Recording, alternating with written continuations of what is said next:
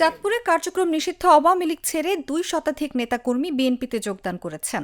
বৃহস্পতিবার বিকেলে চাঁদপুর জেলা বিএনপির কার্যালয়ে এক অনুষ্ঠানে চাঁদপুর সদর উপজেলার রাজরাজেশ্বর ইউনিয়ন আওয়ামী লীগের সাবেক সাধারণ সম্পাদক খলিলুর রহমান ব্যাপারীর নেতৃত্বে বিএনপিতে যোগদান করেন তারা।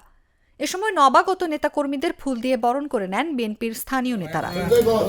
যোগদান অনুষ্ঠানে উপস্থিত ছিলেন চাঁদপুর সদর উপজেলা বিএনপির সভাপতি শাহজালাল মিশন, সাধারণ সম্পাদক হযরত আলী ব্যাপারী, জেলা যুবদলের সাংগঠনিক সম্পাদক ফয়সাল আহমেদ বাহার প্রমুখ।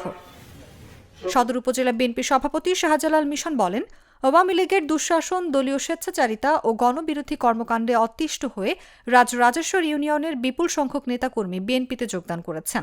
এই যোগদান চাঁদপুর সদর উপজেলার রাজনীতিতে বিএনপিকে আরও শক্তিশালী করবে।